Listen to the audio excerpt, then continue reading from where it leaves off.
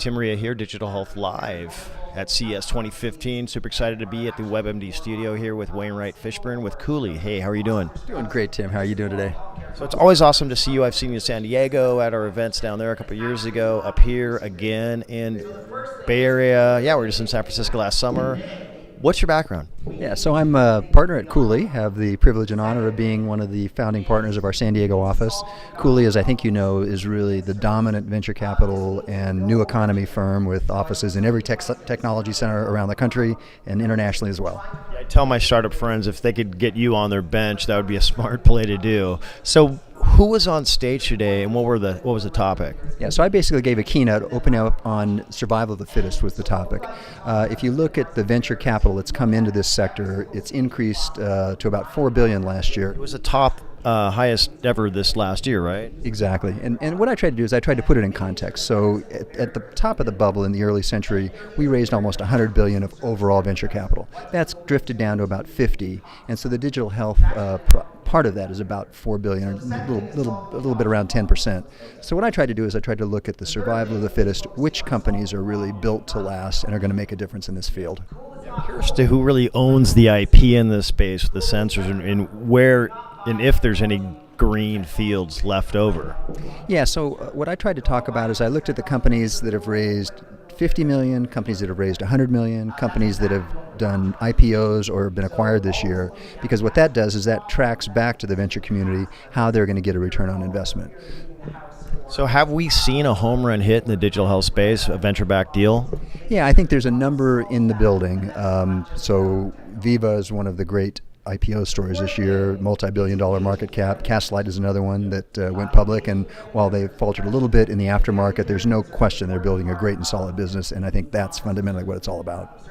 You serve as a great advisor to companies. What would you suggest for companies looking at this space and how they can scale and use your experience?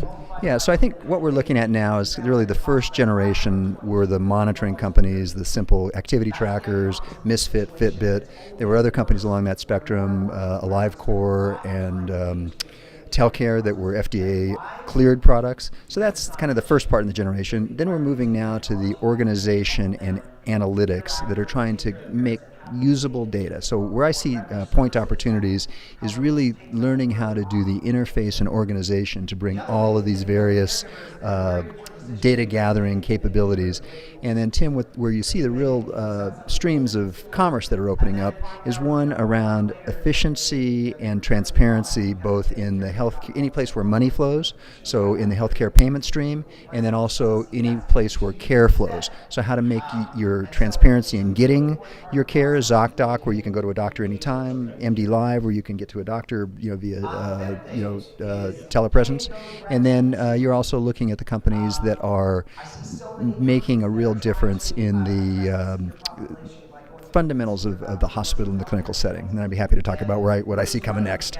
Okay, well, it's 2015. What is coming down the pipeline in your view? Sure. So if I look at where we were with companies over the last 3 or 4 years, they have essentially been integrating the existing technologies, the existing monitors that are already in the healthcare system. So taking and making blood pressure waveforms available through a company like Airstrip.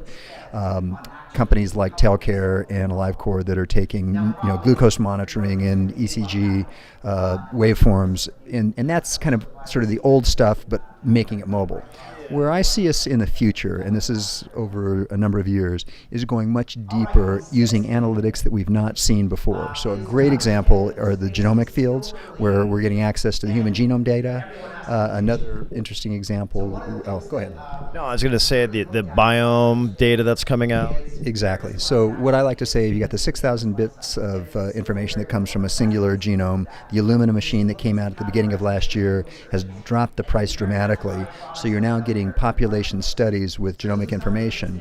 What we need to be able to do now is access those population studies wherever they reside, whether it's in the Broad, whether it's at Stanford, whether it's at Mass General, and then look for unique patient profiles with particular defects, and out of that do your analysis that will ultimately lead to actionable data or the treatable pathways. Yeah, it's interesting. It's kind of how Larry Smarr has at Cal-AT Squared in the labs there, the global optoputer and moving the data, but big amounts. What's next up for you this year? Yeah, so I'm just going to continue to, ride herd over a major client base in digital health. It's been a terrific area to spend some time, and very excited about what the future's all about. Theme of my talk was survival of the fittest. I think there will be some big survivors. I think it's going to be a year of some consolidation. I said we should be supporting the companies that are being the consolidators because we want some real cross-profile success stories. So it's going to be a good year. So folks who want to get you on their bench or Cooley, how do they connect up with you guys? Sure. So the greatest thing about Cooley is you touch any partner at Cooley and you touch the whole firm. I called your guys in Silicon Valley and they're super helpful. They had a startup program and no, you can go online, you can get access to all the startup docs, so you don't need to spend a lot of money. But what you really want to do is you want to get the guide through the mountain, and that's what we're all about. So Cooley.com, and I'm Fishburn at Cooley.com. All right, there you have it. Thanks for being on the show. Thanks a lot, Tim. Great to see you.